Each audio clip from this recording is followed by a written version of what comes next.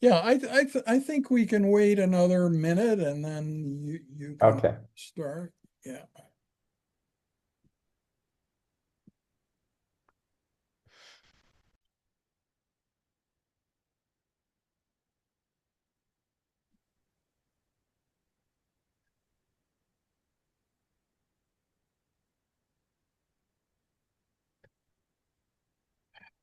I don't want this read.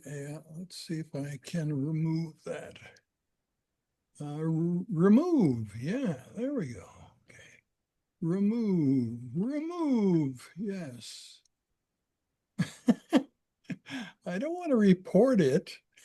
It says it's from me, so I don't want to report it. I just don't want it there. That's all. Yeah, don't report. Okay. There we go. Okay. Now everybody is human. We've got no AIs listening. Yeah. I see. That seems a more normal circumstance right now at the moment. It probably won't always be, but it's more normal now.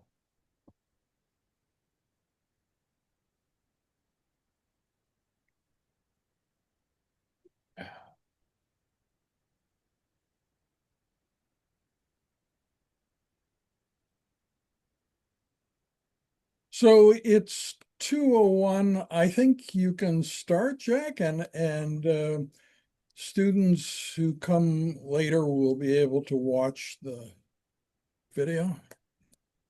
Okay. Well, thank you very much, Kim. Thanks for allowing me to speak to your audience again, and apologies for the previous absence because I was at the time in China and unable to connect for obvious reasons.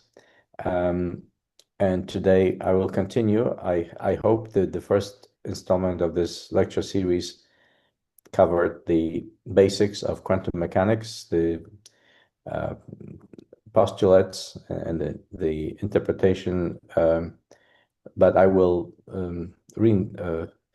repeat some of uh, um, the main statements regarding the Copenhagen interpretation, which is more or less the prevailing uh, form of interpreting the weirdness of quantum mechanics, and it's based on probabilities. But the first statement here says that there is no reality within a quantum system, and, except for what is revealed by the act of measurement or observation, and that leads to a lot of questions.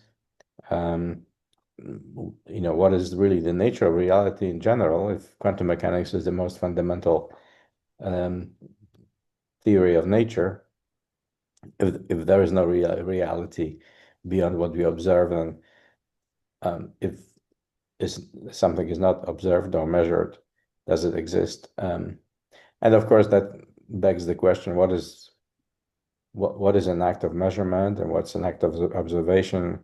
Um, how do we define these things? And there is really, within the quantum mechanics, there's really um, no place for interaction, or specific explanation of the act of measurement. So that's kind of put in by hand. And then the next one is the states of the quantum system depend on whether they are being observed or not. So in even the slightest influence from the outside, even a single photon that is bouncing off an elementary particle changes the state of that system. So there's no way of finding out what the state of the system is without really affecting, disturbing it or perturbing it. And then the next one is that everything we can infer about the system, a quantum system in question, is really a matter of probabilities of some states being occupied or not by the system, or in fact, one of the postulates is about superposition of states, so the existence of multiple states at the same time, or even particles being in various places at the same time, with probabilities attached to that. And then, yes, then when we do the measurement, and that leads to something called this quantum state collapse. The system reveals itself, but then again, there are these built-in uncertainties that are mathematically described by the Heisenberg uncertainty principle. So the measurement may tell us about one variable with some precision, but let's say maximum precision, and something else will be completely unknown, such as position and momentum, or energy and time, or the components of the angular momentum. So that's the strangeness. And then let's just briefly say that in the non-relativistic case, which means the particles moving with velocities much smaller, lower than the velocity speed of light, we use the Schrödinger equation, which basically replaces Newtonian mechanics, and it's a partial differential equation acting on wave functions. Wave functions are these, let's call them descriptors of the state of the system. That's all we can say. And then there are some, I'm not going to spend too much time on math, just maybe illustrated with these pretty equations. So that's Hamiltonian as an operator, and in this case it says kinetic energy, which is a second order partial differential operator, Laplacian, and then there is a potential energy, and we act on the wave function of the system, and in the so-called stationary state, which means that the state that is not evolving, you have the eigenvalue, which is the energy, and the eigenfunction, which is the state itself. So there's a lot of mathematics behind, but that's outside of the scope of this course. I don't want anybody to spend too much time on it, because it's you need a full-blown 2 or 3 semester course in physics. But I just want to say that in the more general case, that is when the particles, the quantum objects move with speeds close to the speed of light, fast-moving particles, then we have an equation that replaces the Schrödinger equation, and it's named after this gentleman. It's called the Dirac equation.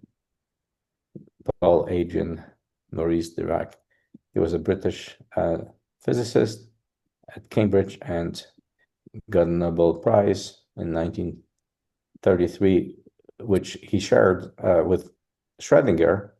So we have these two gentlemen sharing a Nobel Prize and basically giving us two sides of the same coin, the Schrödinger equation for non-relativistic particles and the Dirac equation for the relativistic particles. And I will also mention one thing here in this connection, that neither of these equations gives us a direction of time. So, there is no error of time in any of the physics, either classical or quantum, except for statistical mechanics, where entropy, the second law of thermodynamics, the growth of entropy, increase of entropy over time, gives us the direction of time. Especially in Dirac's equation, you can have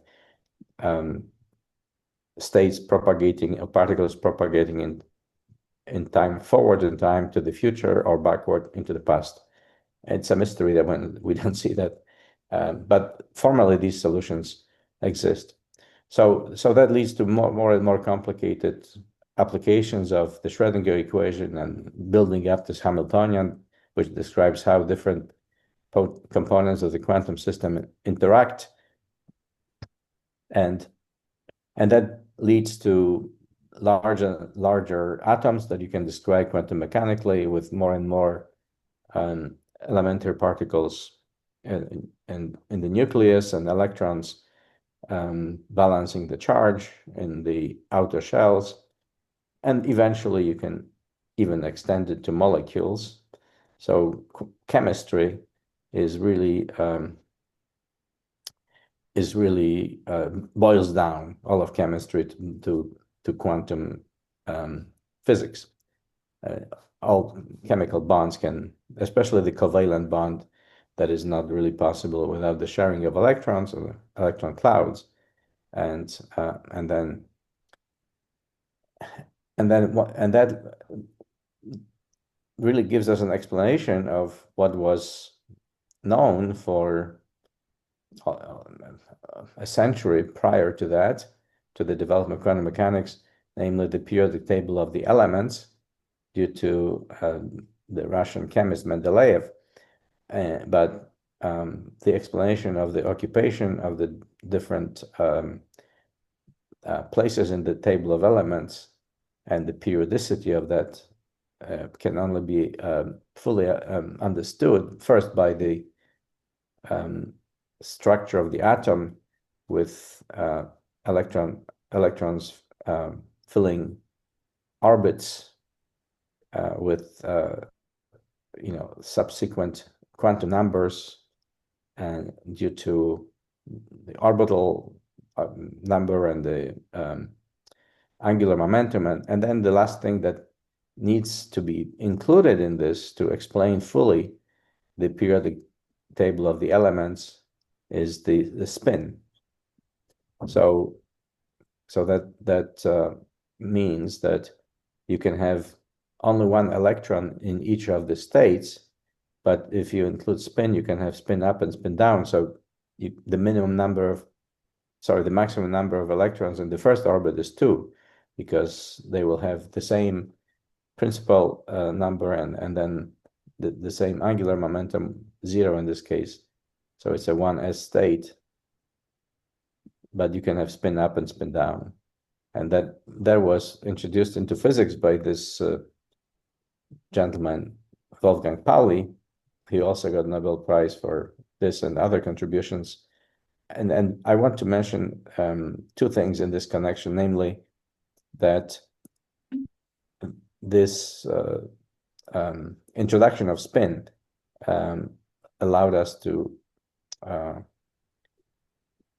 classify all the elementary particles into 2 groups, fermions and bosons, depending on the spin. If the spin is half integer, then fermions can only exist in either with either 0 or 1 occupation numbers for a given state. That means that at a given quantum state, you can only have 1 particle of this type.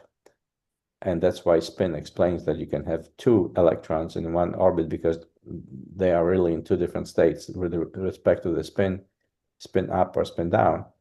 Bosons, on the other hand, just like photons, quanta of electromagnetic waves, have integer spin, and they can exist with an arbitrary number of other particles in the same state. From 0 to infinity, you can occupy each state with an arbitrary number of bosons. So that's called quantum statistics. And I'm saying this deliberately because quantum statistics is very important, as we will talk about in a minute. But one consequence is that something that has been known for millennia, actually, not decades or centuries, magnetism, I think known to ancient civilizations, Egyptians and Indians and so on, several thousand years ago, knew about magnets. And of course, later on, magnets were used for the navigation purposes with a compass, a needle, and so on. But the important thing here is that there is no magnetism without spin. So in essence, magnetism is a phenomenon, macroscopic, because you can hold a magnet, fridge magnet, or any other magnet in your hands. It could be very large. So it's a macroscopic quantum effect. And it's also an effect which persists at high temperatures, because up to the so-called Curie temperature, you may have ordering of magnetic particles in a given state. So I'm saying all of this because there's a lot of, I would say, confusing statements about why biology cannot be quantum, or conversely, quantum physics has no place in biology. And one of the arguments is that quantum physics only applies to tiny objects. And of course, this is one example which is not blatantly not true. Magnets are not tiny objects. Individual magnetic moments, yes, but not magnets per se. And secondly, they exist at high temperatures. So there is no problem with high temperature. There is something called decoherence. So quantum states lose the property of coherence, which is basically being in a single state, possibly, or many particles occupying the same, well, being correlated with each other. Okay, so this correlation between quantum state and particles may be lost due to temperature, thermal fluctuations. Okay, so let me just move on very quickly. So beyond that, we talked about elementary particles, then we talked about atoms, bigger and bigger atoms, and molecules. All of this is well described by quantum chemistry, the molecules. And then something bigger would be solids. So that's the realm of condensed matter physics. That includes, by the way, magnets and crystals and some more complex materials with periodic structures. And in these materials, there is a plethora of what we call quasi-particles, because they are really collective modes of excitation, all of which are quantum, at least to a certain range of temperatures, especially low temperatures, but some of them can go into quite high temperatures, including magnets.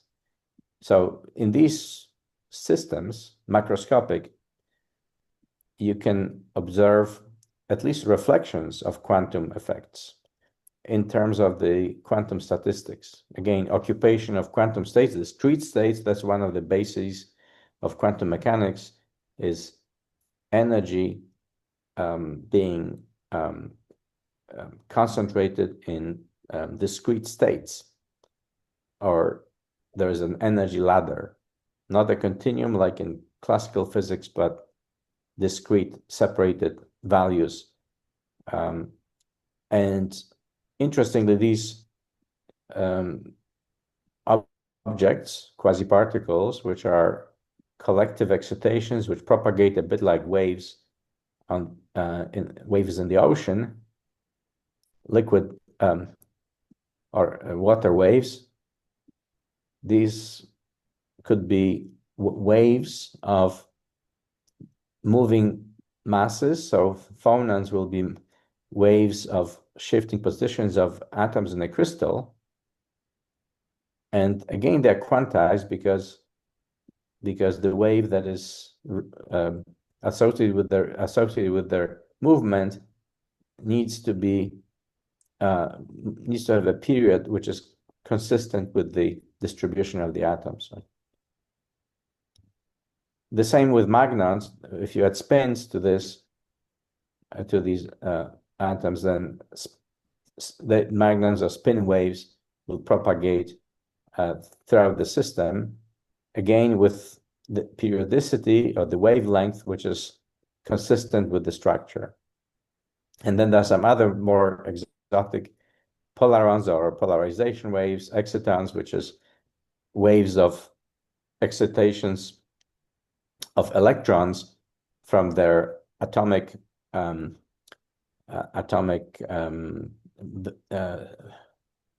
positions, from the ground state to the excited state, and that can be a wave propagating throughout this solid. and polaritons, which is polarization waves. All of this can be quantized and is quantized. And that's one thing that we kind of seldom talk in connection with biology, because biology is not about single particle. It's never that. It's always about collective behaviors. So I think if we want to find some useful insights into quantum biology, we should look at these insights in collective states, collective quantum states of large systems like those in condensed matter physics. And their manifestations are actually not necessarily direct, not always, but sometimes, but mostly through properties. And I will talk about one of these things in relation to phonons, which is the specific heat of lattices, solids at low temperatures, which has a characteristic that only quantum physics can explain.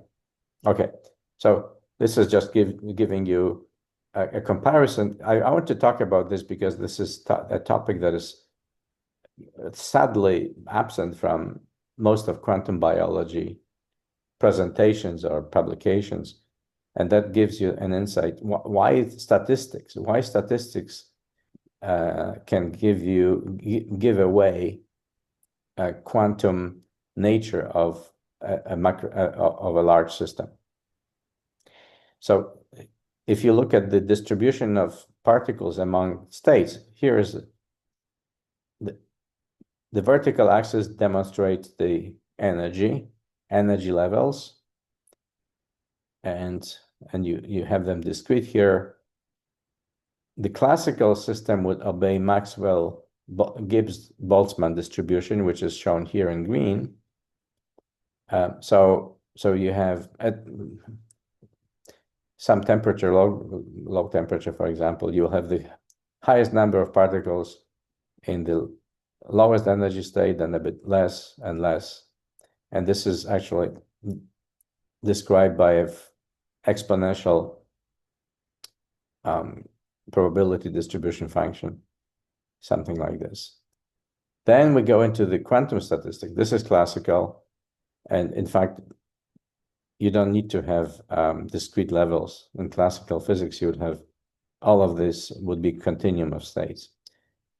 Then we go into the Fermi drag of fermions, such as electrons with spin 1/2. And you can see here that the energy levels are occupied individually, only one particle at a time. You start from the bottom, go to the top, and you fill it. This, by the way, this simple illustration is the basis of modern electronics. The highest energy level, which is occupied by these electrons, is called the Fermi level.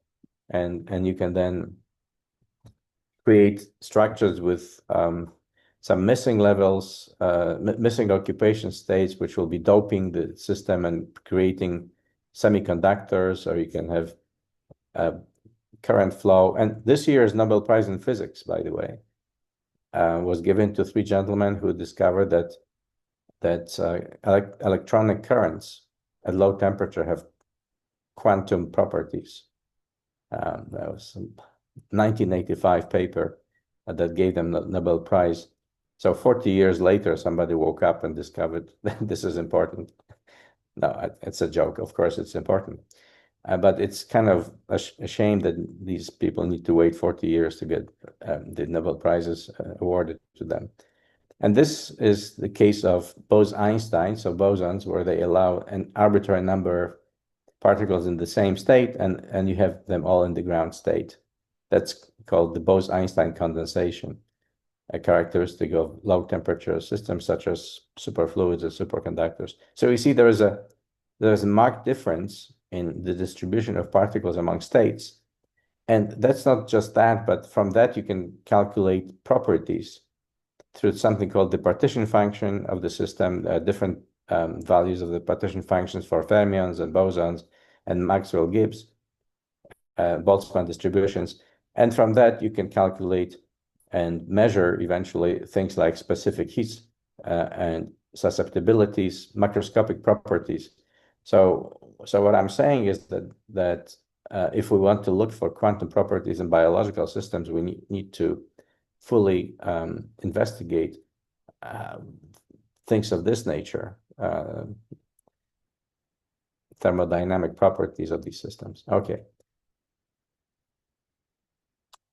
This is Bose-Einstein condensation I mentioned is superfluidity is an example of this. So superfluidity and superconductivity are examples of macroscopic quantum phenomena. And not magnets, I mentioned earlier, superconductors, superfluids.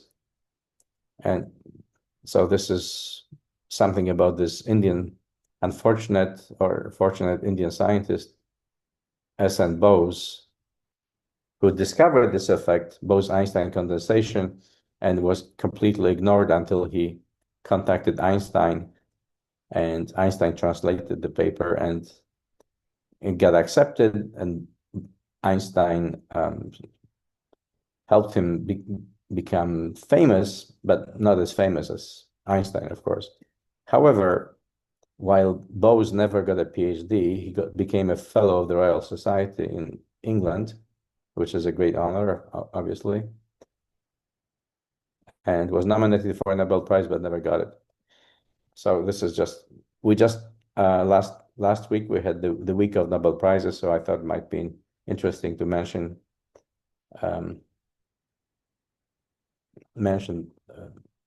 this physicist who deserved the Nobel Prize but never got it. And just for those of the viewers who are interested, these are the probability distribution of occupying different energy states in the case of bosons and in the case of fermions. So these are quantum probability distributions as opposed to the Boltzmann distribution for classical systems. And you can see here that the only difference is in the sign, minus plus, but it makes a very major difference in the functional in the representation of this graphically. So this is a plot of the Fermi-Dirac distribution function probability of being at a given energy state as a function of energy. You increase the energy and you drop the occupation number. So the lowest energy state has the highest probability and then drops rapidly. And this is critical for the understanding of the conductivity of metals. That changes with temperature. And you can see here how the shape of this function changes as you increase the temperature. At T equals 0, there's the sharp 0 or 1. So it's either below 3 electron volts or nothing. And then as you increase the temperature, there's a smooth transition in the occupation number. And here is 1000 Kelvin. And when you compare the three, this is the probability of occupying an energy state. You can see a clear difference with Fermi-Dirac here, Bose-Einstein here, and so that's at finite temperature, and classical or Maxwell-Boltzmann in the middle. So if you want to demonstrate that something is quantum, one way of doing it would be to find the probability of occupying a given energy state by this large object of many particles. And of course, in biology, everything is a large object with many particles, starting with a cell. The problem is, of course, that the biological systems are, number one, heterogeneous, unlike here, what we talked about is a bunch of identical atoms or particles.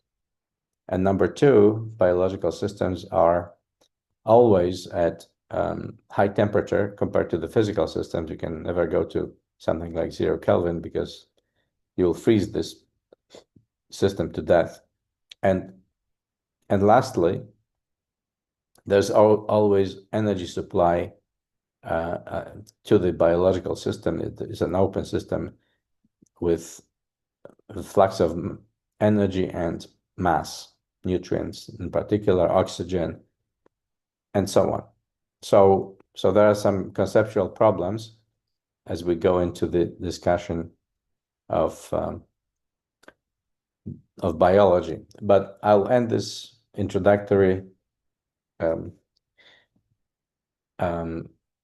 overview of quantum physics by saying that, again, the fact that biological systems are large and at finite temperatures or high temperature, let's say, is not necessarily a death blow to quantum phenomena, because we have these superconductivity, superfluidity.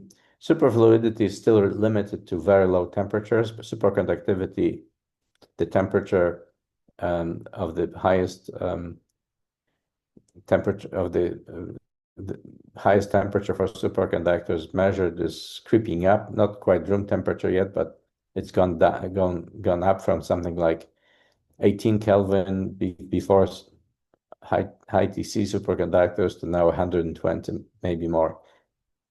Then we have this example, which is really spot on for discussing quantum effects at finite temperatures, also in a non-equilibrium state, because laser action is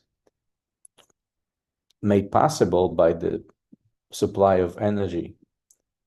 So, and everybody who has ever used a laser pointer knows you have to turn it on, and then it shines and has different lights, different colors. Sometimes the pointer may have only one, but you could create lasers with different colors for sure. And then we have phonons I mentioned to you earlier. So crystal lattice vibrations are quantized in the form of phonons. And then we have semiconductors everywhere in all of our technology, and magnets, as I discussed earlier. Okay, so quantum physics, just to finish all of this on a strong note, quantum physics really is well established beyond the shadow of the doubt, at least at the moment, and after 125 years. And it describes very well electrons and atoms, so atomic physics, electrons and molecules, so that gives rise to quantum chemistry, electrons and solids, and that gives rise to superconductors, lasers, semiconductors, electronics. All of this is based on quantum mechanics. And that's very powerful from the point of view of technological advances. However, quantum mechanics has been further developed over the years, in the last 50 years or so, to a more general formalism called quantum field theory, which includes what's happening inside elementary particles in the nucleus, and that comprises quantum electrodynamics and electroweak unification, so weak forces, electromagnetic forces, and strong forces are all unified within quantum field theory. And quantum chromodynamics describes quarks and gluons. So quarks are the particles which combine to make things like proton and neutron. Okay, so that's great, and there is more to it. Namely, also matter and antimatter have been, especially antimatter was predicted by Dirac. I mentioned him earlier in 1928, and later on discovered to exist, of course, very rarely. So we can summarize it by saying that quantum physics explains everything we know in inanimate matter except gravity. So that's the quest for the grand unified theory that has not been successful yet. But we don't have to worry about this because from the point of view of biology, I think we should really focus on things like at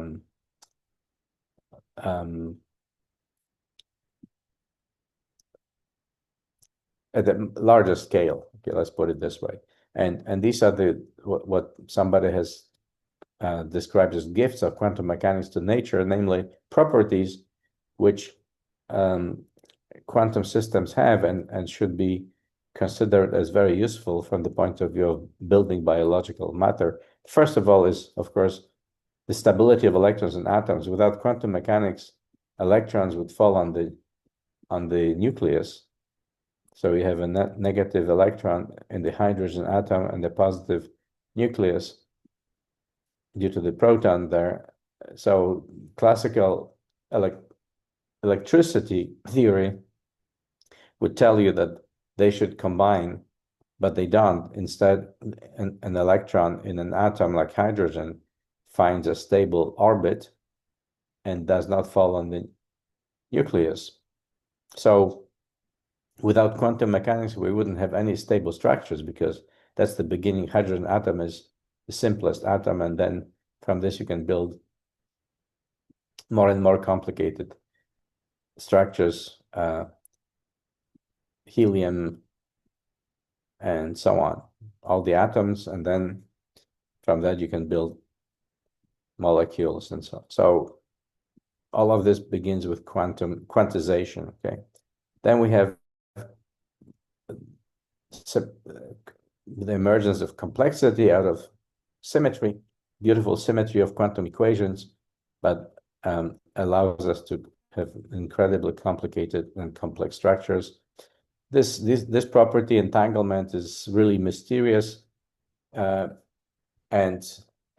again, I don't remember now how many years ago, 3 years ago or so, there was a Nobel Prize given, maybe 2 years ago, for the demonstration by experiment of quantum entanglement. That is what Einstein called as the spooky action at a distance. That means if you prepare a state of two electrons, for example, one spin up, one spin down, and they will be allowed to move in opposite directions to the vast corners of the universe. And then if you measure the state of one of these electrons, the other state will be automatically manifested as, so they are entangled. They are coupled in some way, invisibly, across any distance. So this is not distance dependent interaction that we know in physics. Gravitational, electrostatic interactions all die down with distance. But here we have the maintenance of coupling between these two particles over an arbitrary distance. Then we have the coherence, which is exemplified by lasers, but when you have, as opposed to white light that has a spectrum of wavelengths and frequencies, lasers produce light with a single frequency and therefore you can see just a very sharp single color and in focus. And then that leads also to quantum information storage and processing, which may be happening in biological systems. Maybe quantum information is processed as well, perhaps is behind the structure formation, folding of DNA or proteins. Excuse me. And this is still an area of active investigation. And then there is this aspect of probabilities. So indeterminism, quantum mechanics introduces philosophically something absolutely new. Until that moment, our scientific view of the universe was based on deterministic ideas going back to Laplace and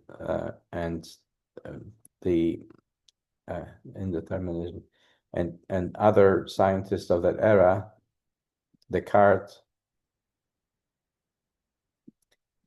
Laplace, and that led to the rational thought that we believe that the universe is working like clockwork and it's predictable.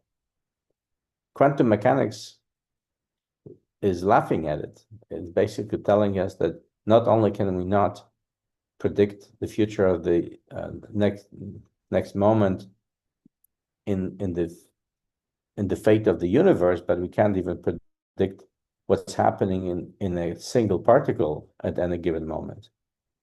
Even if we can find one property's value, such as position, then we lose complete information about its velocity. So that is very disconcerting because it introduces completely a different paradigm into our scientific thinking. But that is true. It's not an invention. It's a revelation about the nature of the universe. We talked about quantum statistics, so I'm going to skip it.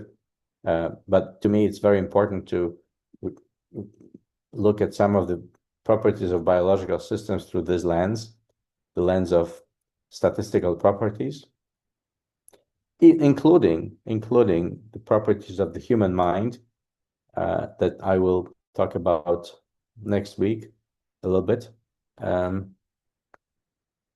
especially from the point of view of the uncertainty principle. And finally, tunneling. So quantum tunneling enables some things to happen that otherwise would be not possible. Some catalytic reactions wouldn't be possible to occur because of the energy of the reactants being below the threshold for activation of the reaction, but quantum tunneling allows you to transition into the state in spite of it.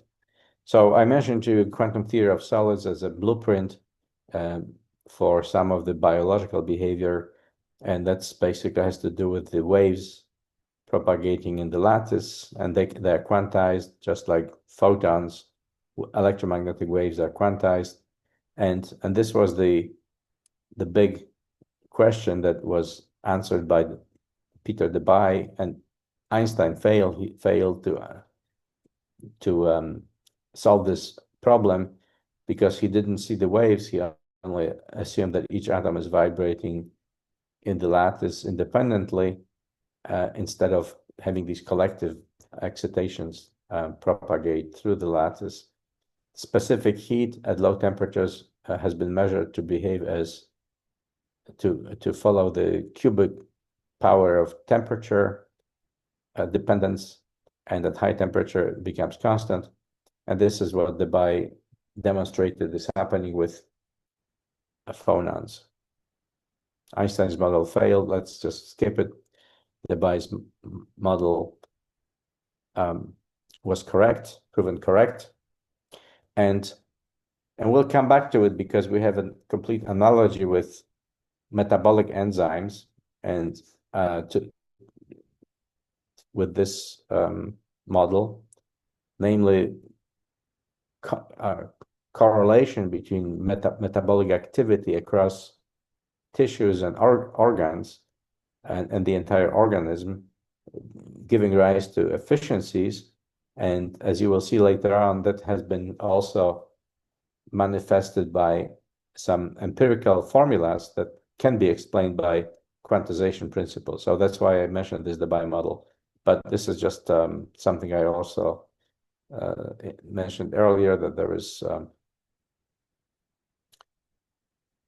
all kinds of applications of quantum physics. Maybe it's not so well known, but all of these things that we use on a daily basis, nonstop, in fact, are based on quantum properties of electronics and optics, spectroscopy, atomic clocks, solar batteries, all of this photosensors, photodetectors, PET scans, etc. This is quantum mechanics in action. Now, so we're switching gears now and moving toward biology, and you can think about this as a kind of natural progression of the scale of things, from quarks to elementary particles to nuclei to atoms to molecules. I'm going in this direction. And then to biomolecules from here.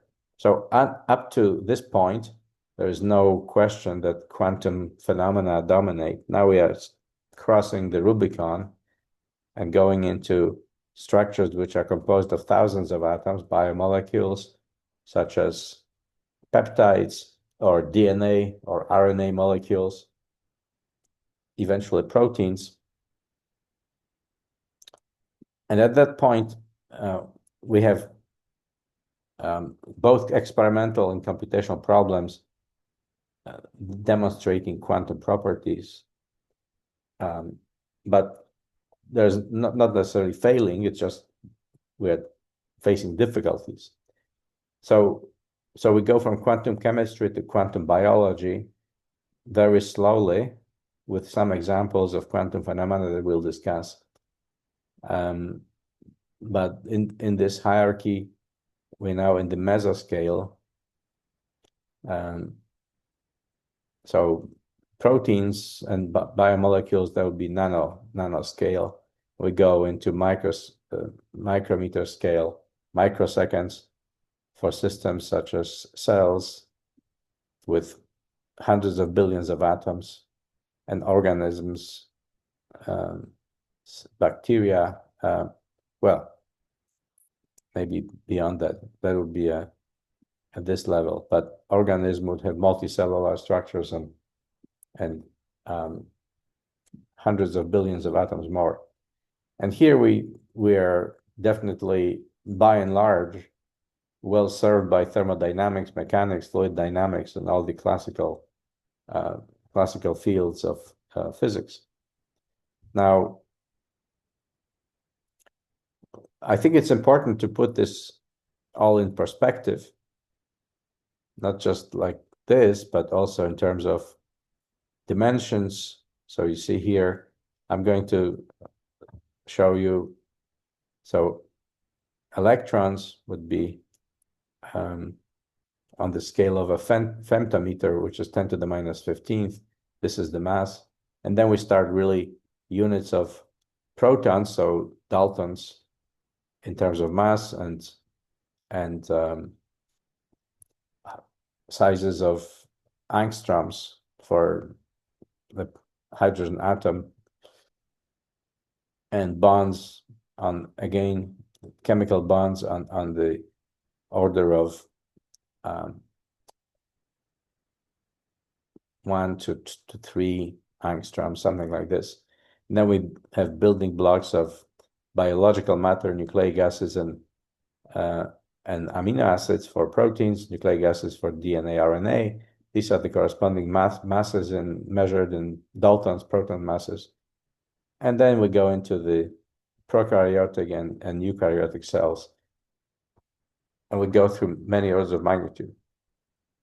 This is now summarized in this slide, where we have the scale of biological systems in terms of sizes. So let's say 10 meters for maybe the size of a giraffe, the largest. And we start measuring things from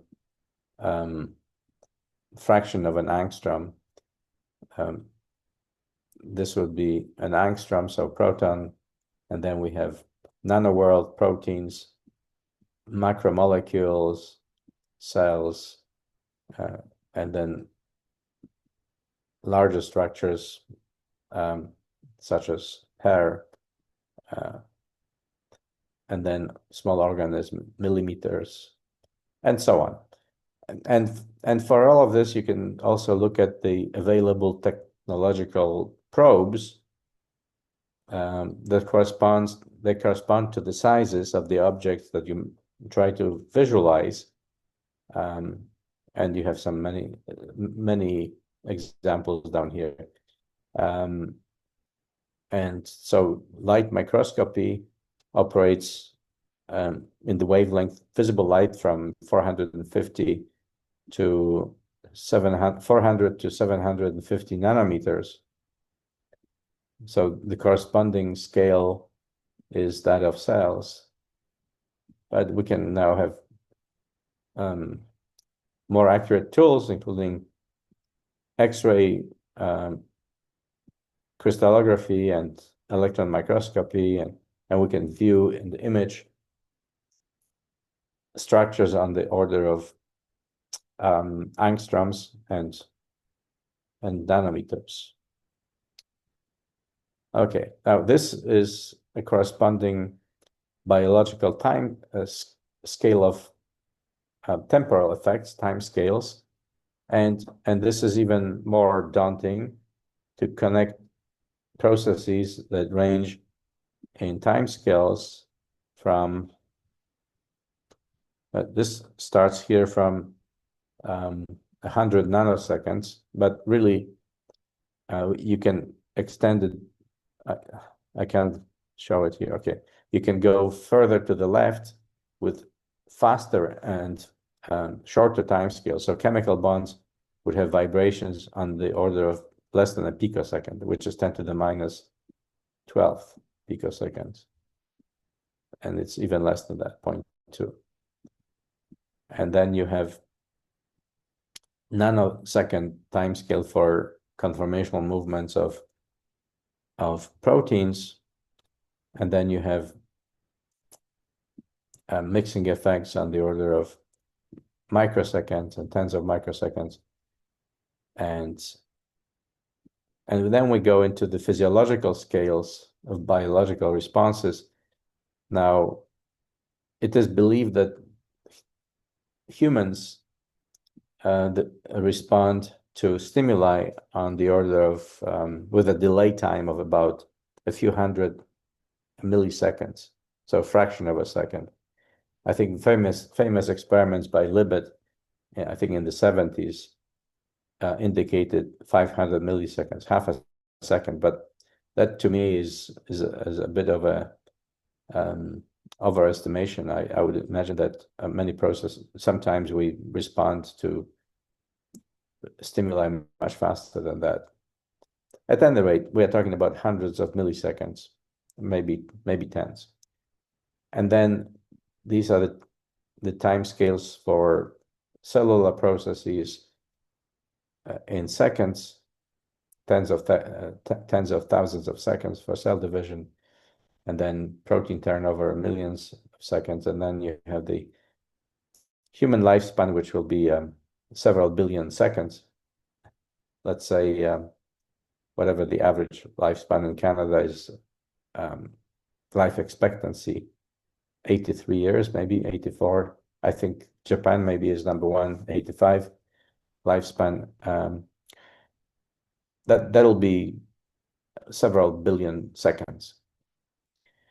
And this is the age of the duration of known life on Earth, about 4.5 billion years, will be 10 to the 17 seconds. So you have from 10 to the minus 12 to 10 to the 17, you have 29 orders of magnitude to cover. And by the way, I want to mention one more thing, that frequency is, if these are many of these are periodic processes, so if these are the timescales of a periodic process, then they would resonate, let's say, or could resonate with frequencies which are inverse to that. So if processes are taking place on the millisecond time scale, then they can be resonating with kilohertz frequencies of stimulation, let's say either mechanical or electromagnetic or some other. And therefore physiological processes, human brain waves will be in the range of 20 to 40 hertz, something like this, alpha, beta, gamma waves and all that. And of course, the we have the heartbeat, roughly speaking, on the order of 1 hertz, 1 beat per second, right? If you're a doctor, Kim, but 60 beats a minute, right? Maybe 70, depends on state of mind or state of agitation, whether resting state or agitated, and then the respiratory rates. So, but anyway, I want to draw your attention to this relationship between time scales and frequencies. Okay, now there is also the energy scale. So the biological energy scale has a bottom, the lowest energy scale of significance to biological processes is that given by kT. kT is the thermal energy.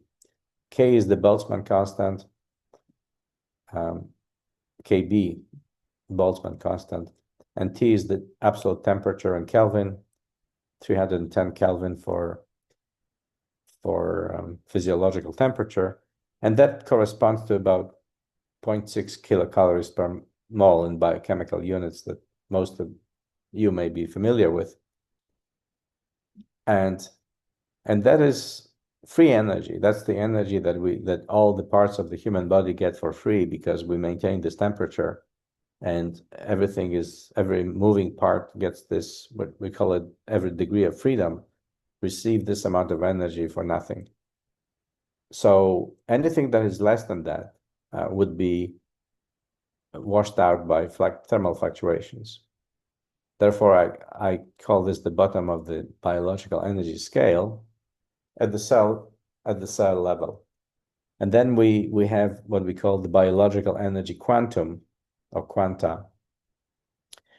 Again, cells and cellular processes, contrary to what some people think, are very deliberate and very determined, and everything which has a plan, such as cell division or transport of material across the cell, between cells, this transport is driven by energy supply, and the energy supply is in the form of ATP or sometimes GTP molecules which undergo hydrolysis. The energy is contained in the phosphate, this is triphosphate, in the electrostatic repulsion between the phosphate groups, and the last group gets detached from ATP or GTP and releases the energy, which amounts to about, let's say, for the sake of argument, 60 kilocalories per mole, which some people call the quantum of biological energy, because it's really one molecule, and it's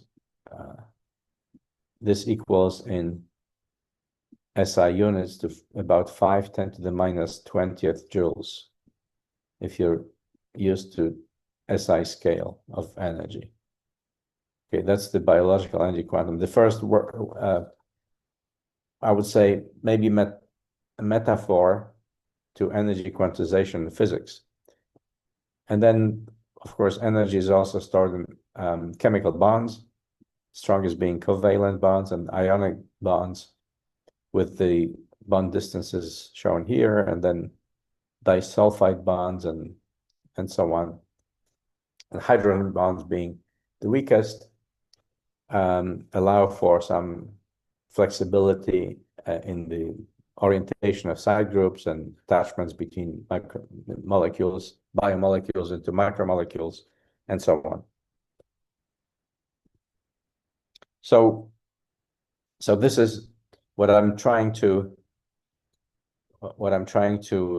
paint here is a picture where our knowledge of systems in the universe is based on hierarchies and somewhat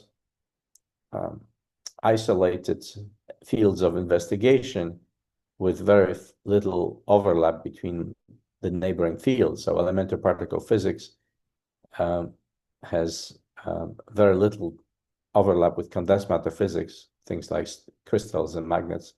And the only things that matter is the nuclei forming a lattice and electrons, which can be donated or moved, and everything else is more or less static. And then you have chemistry, which basically ignores most of the stuff from elementary particle physics and just is interested in ions and molecules. And valence electrons play the key role. And then we go into biochemistry, which is a subset of chemistry, more or less, which is primarily interested in nucleic acids and amino acids and then higher structures, sugars and lipids. And it's a small subset of chemistry, really, that from which you build structures such as cells. So but it's not only that there are different elements at play. These are the elements that are at play in different fields of scientific inquiry, but also the rules of the game change. Whereas for elementary particle physics, you need to use quantum field theory. For condensed matter physics, it's enough to use quantum mechanics applied to electronic structure. For chemistry, just valence electrons or molecular orbitals, let's say. And then for biochemistry, most of the time it's just classical concepts are sufficient, and so on. So each subfield uses its own rules of the game, so to speak, and perhaps ignores the levels below by and large. And that also applies to how we model biomolecular systems.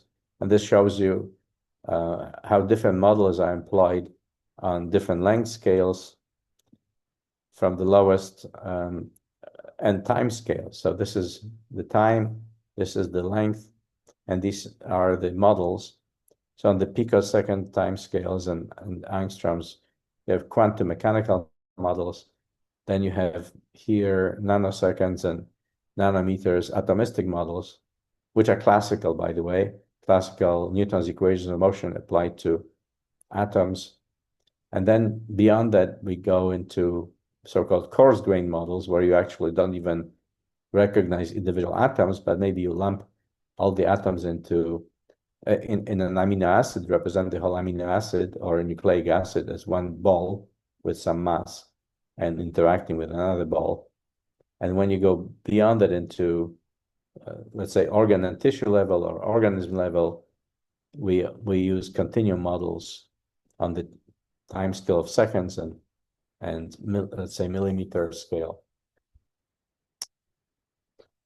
And there is a reason for this, and I'll probably end this talk in a few minutes, but I want to tell you about kind of a sobering number. The reason for this, although may not be a realized or conscious choice, but that's a practical matter. The reason for this kind of compartmentalization of sciences is this: the immense number, which was coined by Elsasser, a mathematician, who said that immense number is 10 to the power 110, and that's a computational barrier to us. And why is that? Because he reasoned that even if the entire universe was a non-stop working computer, which had all the particles in it working as bits, switching states on a picosecond time scale, then the product of the mass of the universe measured in protons times the times of the universe measured in picoseconds is this number. So in a nutshell, any set of objects which is this or greater can never ever be inspected, let alone processed, because even if the entire universe worked on switching states to correspond to these objects for the entire duration of its existence, we would never be able to inspect this set. And you might ask, but where do you find such sets? And in fact, in biology, there is enormous number of sets which are greater than this. And one, for example, the human DNA has 9 times 10 to the 9th base pairs. And each position in the sequence of the DNA has 4 possibilities, ATGC. So 4 to the power 9 billion would be the number of possible sequences of DNA. That's ridiculously larger than the immense number. So we can never, by brute force, inspect all possible sequences of DNA and ask the question, which would be the best, or for this or that. Even in terms of genes, we have 40,000 genes, 20,000 for coding for proteins and 20,000 for mRNAs, I believe. And then you can just ask about genetic mutations. So if you have one gene that has, let's say, on the order of, let's just say as smallest gene, maybe we'll have 1,000 nucleic acids. And so that will be the number of possible mutations in this gene, any gene. Or another example would be you take any protein you want. Let's say my favorite tubulin has alpha tubulin or beta tubulin. Each has 450 amino acids. So how many possible proteins of this length can you make? It's 20 to the power 450.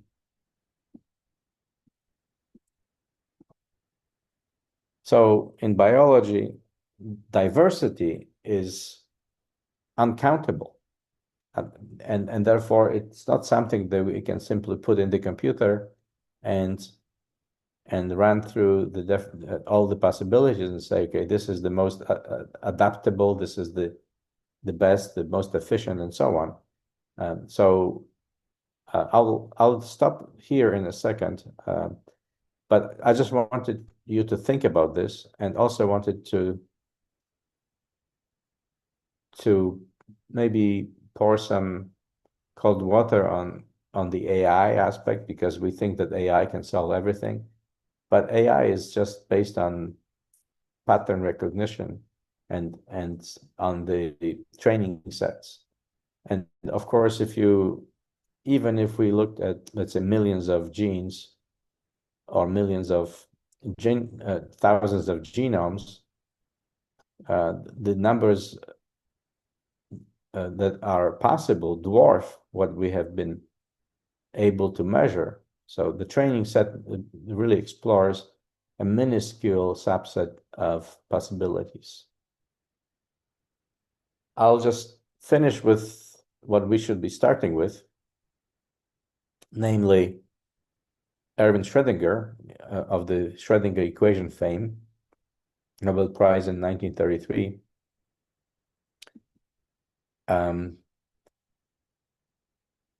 He wrote this book, What is Life, in 1944, I think, maybe 43. 10 years after he got the Nobel Prize in physics, he spent the time during the Second World War in Dublin at Trinity College in exile. And he was interested in biology and was wondering about various questions about biology, whether biology can be quantized, already there. So now we're talking about 80 years ago or so. And this book, What is Life, is worth reading even today, still has very valid questions and points made. And one of which is that living systems all go against the second law of thermodynamics, so they reduce the entropy. So entropy becomes less instead of more over time. Uh, and the question was, how does it happen? And that led to further questions about entropy reduction due to metabolic processes, structure formation, and biological information, all of this, which we will be talking about next week. But here we are, these two giants of modern science, Erwin Schrödinger, and basically setting the new rules for physics, and Darwin, Charles Darwin, setting the rules for biology, evolutionary biology. And the question is there any connection here? Oh yeah, so the book was 1944.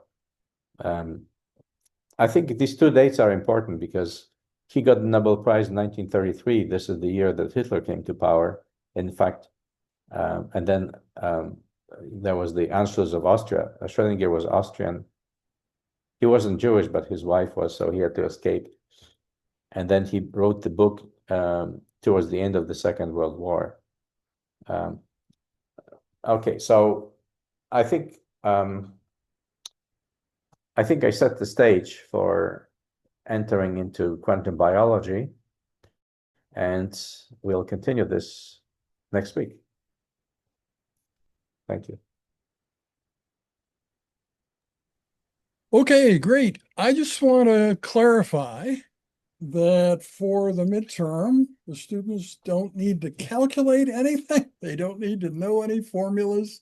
We're asking about very general, big picture things. And in fact, the focus of the whole course, and you might say of my career and Jack's, and so on. So I don't want you to worry about the details. On the other hand, to present this stuff without the details would be very lacking. So there's nothing wrong with presenting the formulas. It's just you are not responsible for them. So Absolutely, and these were just consider them to be impressionist paintings yeah, on the canvas. yeah, absolutely. And when you think of art, you can get a lot out of art where, in a sense, you don't understand what the artist was thinking. That, that doesn't really matter. So this is really similar.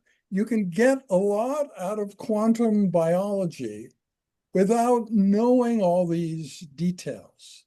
And that's true whether you're a cardiac surgeon, as two of our people are here, at a senior level, or an ordinary undergraduate, or whatever. I think it sort of cuts across all of humanity taking this course. Yeah, so I just didn't want them to, I Sure. want them to enjoy the experience without feeling anxiety.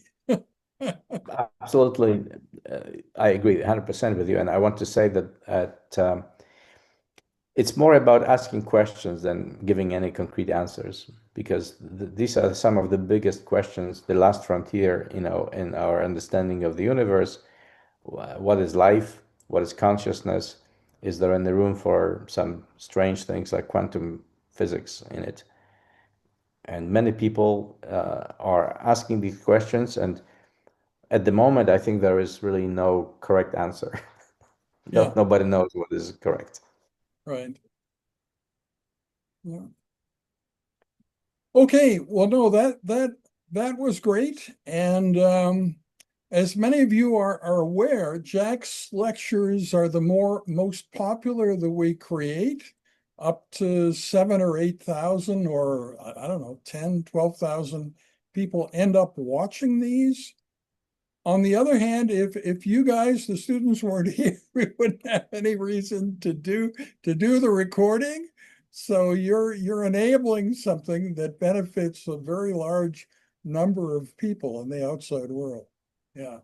So And uh, I think for this came because I think because of this, I've become some sort of a public figure, I think, yeah, in science, and yes. was approached by people from all over the world for interviews, and that's very gratifying.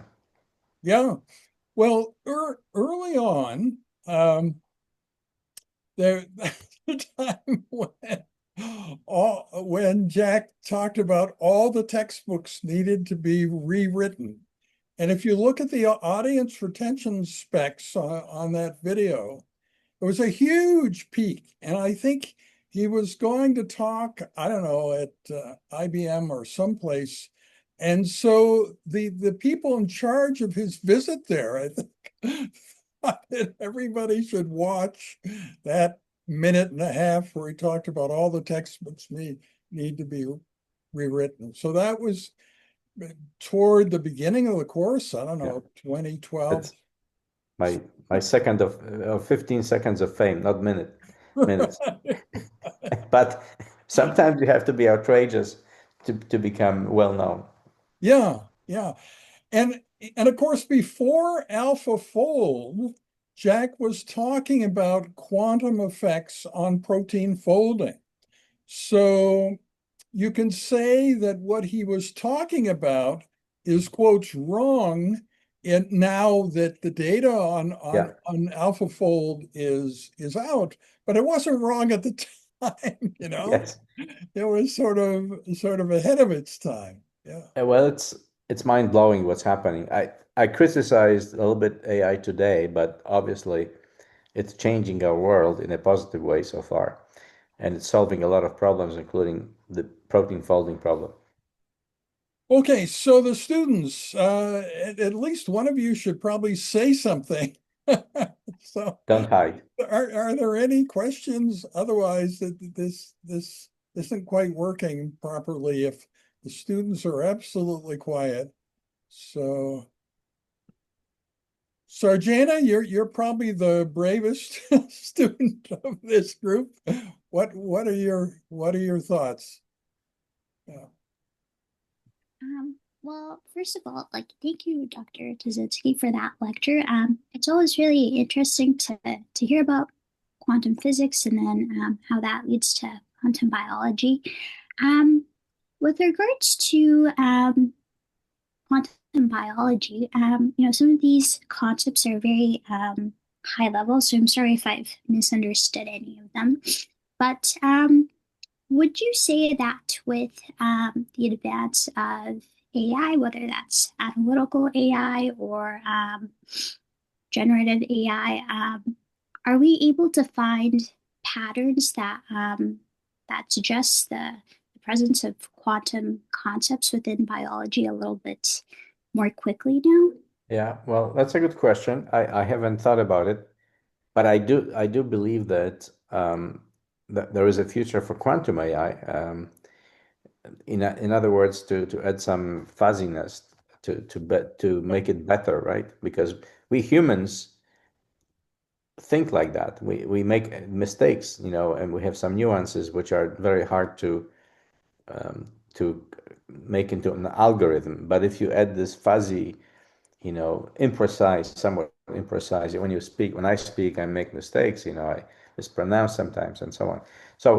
So quantum AI, I think, is the next level, to be quite honest.